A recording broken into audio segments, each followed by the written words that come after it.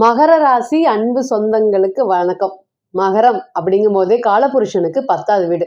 நம்மளுடைய கர்மா என்ன? இந்த ஜாதகம் பார்க்க வரவங்க மகர ராசி மகர லக்னம், நம்மளுடைய கர்மா என்னங்க, என்னுடைய கர்மா என்ன, எதற்காக நான் பிறந்திருக்கேன் அப்படிங்கிறத முதல் கேள்வி கேட்பாங்க. ஏன்னா அந்த கர்மா காலபுருஷனுக்கு கர்மஸ்தானத்துல பிறந்த இவங்க எப்பவுமே கர்மா இருக்கா, அந்த கர்மாவை கழிக்கிறதுக்கு நான் என்ன பண்ணணும், நான் என்ன மாதிரி எல்லாம் இருந்தா வாழ்க்கையில முன்னேற்றம், இதுதான் முதல் கேள்வி கேட்பாங்க. இன்னைக்கெல்லாம் எந்த ஒரு விஷயத்தை எடுத்தாலும் பெரிய ஆர்வம் ஈடுபாடு இல்லாம ஒரே மாதிரி போயிட்டே இருக்கக்கூடிய ராசியாக மகரம் இருக்கு. நிறைய விஷயங்கள் வாழ்க்கையில வெறுமை அப்படிங்கிறது ரொம்பவே அதிகமா இருக்கு. லக்னாதிபதி ராசியாதிபதி 3ஆம் இடத்துக்கு போறார், முயற்சி ஸ்தானம் பலமா இருக்கு. ஆனா இந்த 7.5 சனி கொடுத்த பாடு இன்னைக்குமே ஒரு பய தொந்தரவோட கண்டிப்பா நகர்ந்துட்டே இருக்கு.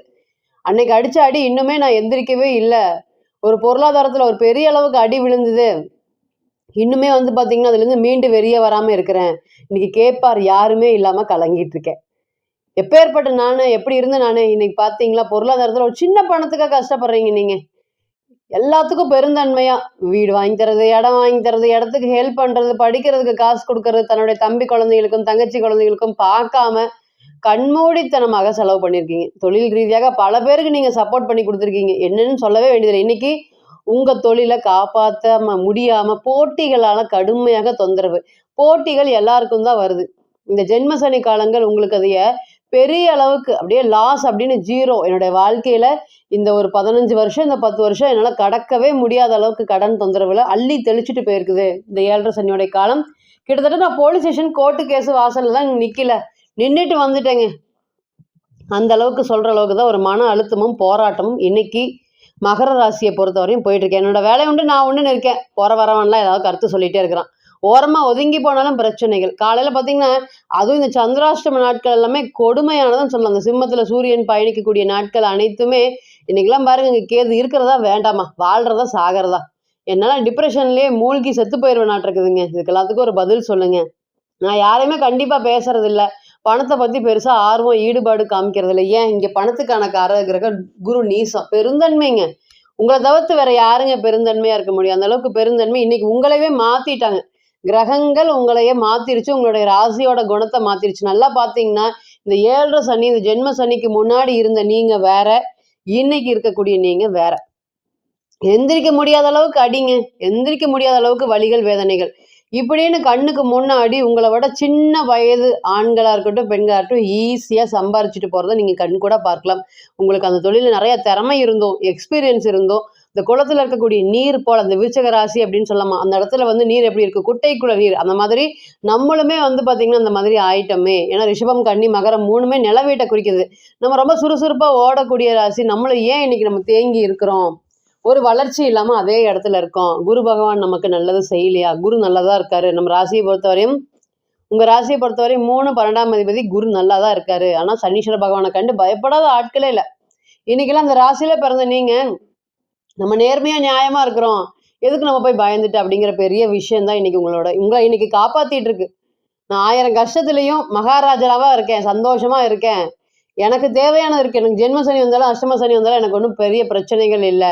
இந்த நேரத்துல தான் என்னுடைய வாழ்க்கையில நிறைய பாடத்தை கொடுத்துட்டு போயிருப்பார். நல்லா யோசிச்சு பாருங்க, யாரு நல்லவன் யாரு கெட்டவன், யார்கிட்ட எப்படி உஷாரா இருக்கணும், யார்கிட்ட எப்படி கண்டிப்பா இருக்கணும், பண விஷயத்துல எவ்வளவு கரெக்டா இருக்கணும், ஒரு விஷயங்களும் நல்லா யோசிச்சு பார்த்தீங்கன்னா இந்த ஜென்ம சனி, இந்த ராசிக்கு 2ல் இருக்கக்கூடிய சனீஸ்வர பகவான் கொடுத்த பலன்கள் எல்லாம் தினமும் நீங்க நோட்டு போட்டு எழுதி பாருங்க. நிறைய பாடத்தை எழுதி கொடுத்துருப்பாரு.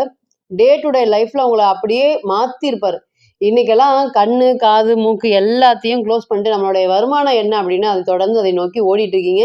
இன்னைக்கு சனீஸ்வர பகவான் வக்ரம்னால ஏமாற்றம் தான் ரொம்ப அதிகமாக இருக்கு. உங்களை கண்டு பயப்படாத ஆளே இல்லை. இன்னைக்கு நீங்க எல்லாரையும் பார்த்து பயப்படுற மாதிரி ஒரு சுச்சுவேஷன். இது எல்லாத்துக்குமே ஒரு மாற்றம் வருமா, ஒரு தீர்வு வருமா, திறமசாலியான நாங்க ஏன் ஜொலிக்கல, நிறைய கேள்விகள் உங்களுக்குள்ள இருக்குது. இதுக்கு எல்லாத்துக்கும் பதில் இருக்கா அப்படின்னா எஸ் இருக்கு.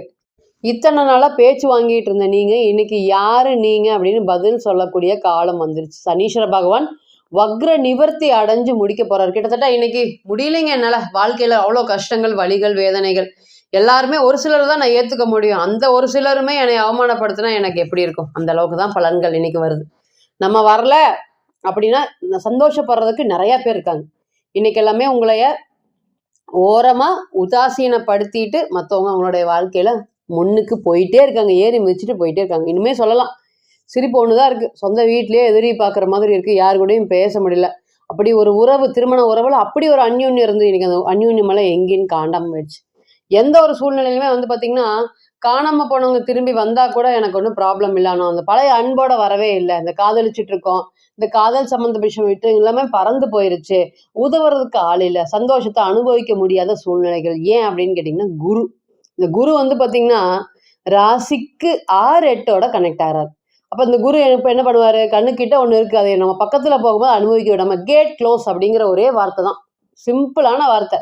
எங்கே போகிறையா அது சார்ந்த முயற்சியை நான் தடையை போட்டுருவேன். எங்கேயாவது நீ ஏதாவது பண்ணுவேன்னு முயற்சி பண்ணுவேன், அதை நான் உடனடியாக இழுத்து சாத்துவேன். இதுதான் குருவோடைய பண்ணிட்டு இருக்கக்கூடிய.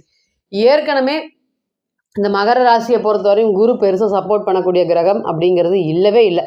மகர ராசிக்கு குரு தசையை குரு புத்தியை முதல் வரக்கூடாது. வந்தால் ஒரு மனுஷனை பாடா படுத்திடும் அப்படிங்கிறது நிச்சயமாக நீங்கள் தெரிஞ்சுக்கணும்.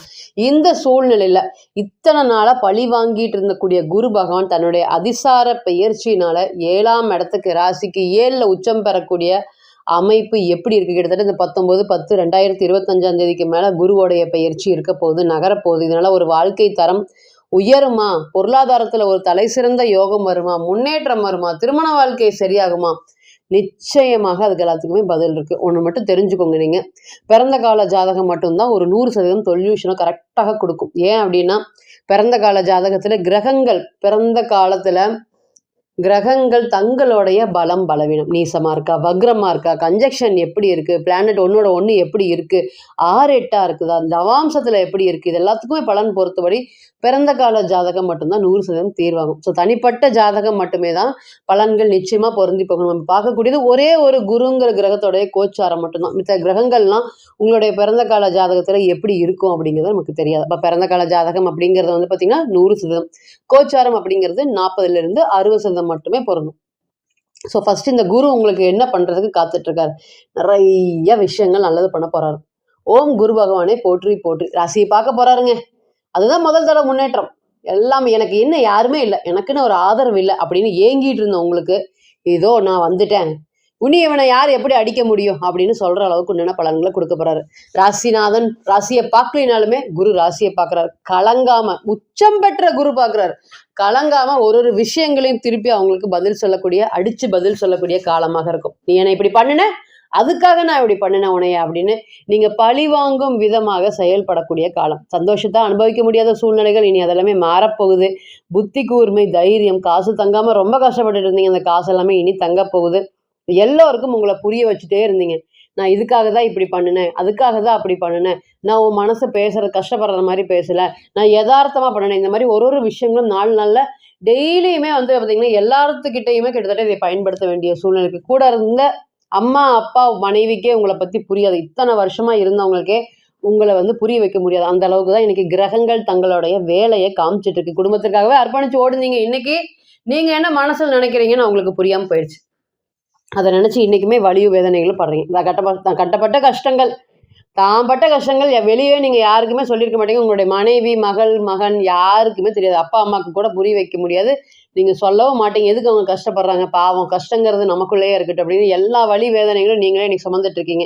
அதனாலதான் இன்னைக்கு கர்மா எண்ணங்க, எனக்கு ரொம்ப கர்மா அதிகமா இருக்கும் போல அப்படிங்கிற மாதிரி எண்ணங்கள் அதிகமா இருக்கு. இனிமேல் மதிச்சு உயர்த்தி விட்டவங்க எல்லாம் உங்களுக்கு ஒரு ஒளிமயமான எதிர்காலத்தை கொடுக்கறதுக்கு காத்துட்டு இருக்காங்க. இவங்க கிட்ட இருந்து எனக்கு உதவி வருமா, பல வருஷமா ஏங்கிட்டு இருக்கேன், இந்த கனவெல்லாம் நினைக்குமா, இதுக்கு எல்லாத்துக்குமே பதில் சொல்லக்கூடிய குருவுடைய பயிற்சி காலங்கள் உங்களுக்கு ராசியை பார்க்கறதுனால நீங்க மதிச்சு உயர்த்தி விட்டவங்களாம் இனி உங்களுக்கு உதவக்கூடிய காலமாக வரும்.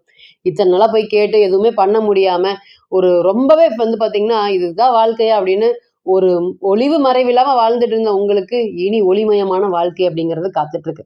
2-3 வாட்டி பிரச்சனையில மாட்டிட்டேன், கிட்டத்தட்ட 10 வாட்டி ஒரு விஷயங்களும் வந்து செஞ்சுட்டு இருக்கேன். இந்த மாதிரி தொடர்ந்து ஒரு விஷயங்கள் முயற்சி பண்றேன், அது நடக்கவே மாட்டேங்குது. இது எல்லாத்துக்குமே பதில் சொல்லக்கூடிய காலமாக நிச்சயமாக ஒரு பொருளாதார முன்னேற்றமும் பொருளாதார வளர்ச்சியும் செஞ்ச செயலுக்கு உண்டான அங்கீகாரம் நிச்சயமா கிடைக்க தெரியும்.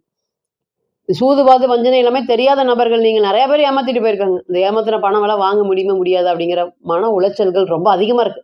அதுக்கு எல்லாத்துக்குமே பணத்தை திருப்பி கொடுக்கக்கூடிய காலம். உங்க கூட பணத்தை வாங்கினதுக்கு அப்புறம் எனக்கு பயங்கரமா பிரச்சனை, என்னால முடியல, உங்க பணத்தை நீங்களே வச்சுக்கோங்கன்னு வலுக்கட்டாயமா அவங்க கொண்டு வந்து திருப்பி கொடுக்கக்கூடிய காலமாக இருக்கும். அன்பு, பாசம், பராமரிப்பு இது எல்லாமே ரொம்ப அதிகரிக்கக்கூடிய காலமாக இருக்கும். எல்லா இடத்துல என்னங்க அப்படிங்கிற ஒரு சலிப்பு இத்தனை நாளா இருந்ததுங்க. இனி அந்த சலிப்பெல்லாம் இல்லாம ஒரு புத்துணர்ச்சியான, ஒரு ஒளிமயமான எதிர்காலத்தை நோக்கி கூட்டிட்டு போகக்கூடிய காலமாக நிச்சயமாக இந்த குருவுடைய பெயர்ச்சி பலன்கள் உங்களுக்கு இருக்கும். அதுவும் இந்த அதிசார பயிற்சி பலன்கள் திருமண வாழ்க்கைக்கு உங்களுக்கு 100% சப்போர்ட் பண்ணும். இப்ப நீங்க கேட்டு செஞ்சுட்டு இருந்த அனைத்துமே கோச்சாரம் தான். கோள்களுடைய சாரம் அனுதினமும் மாறும். ஸோ நம்ம குருங்கிற ஒரு கிரகத்தை மட்டும்தான் பத்தி பேசுறோம். ஸோ பிறந்த கால ஜாதகம் மட்டும்தான் 100% தீர்வாகும். தனிப்பட்ட ஜாதகத்தை நீங்க எடுத்து ஆலோசனை பண்ண விருப்பப்பட்டீங்கன்னா கீழே இருக்கக்கூடிய நம்பருக்கு கான்டாக்ட் பண்ணுங்க. நான் வணங்கக்கூடிய நரசிம்மர் உங்க எல்லோருக்குமே நல்ல வளமான வாழ்க்கையை ஏற்படுத்தி தரேன் நிச்சயமா பிரார்த்தனை பண்ணிக்கிறேன். மீண்டும் ஒரு பதிவில் உங்களெல்லாம் சந்திக்கும் வரை உங்களிடமிருந்து விடைபெறுவது உங்கள் அஸ்ட்ரோ புவனேஸ்வரி. நன்றி, வணக்கம்.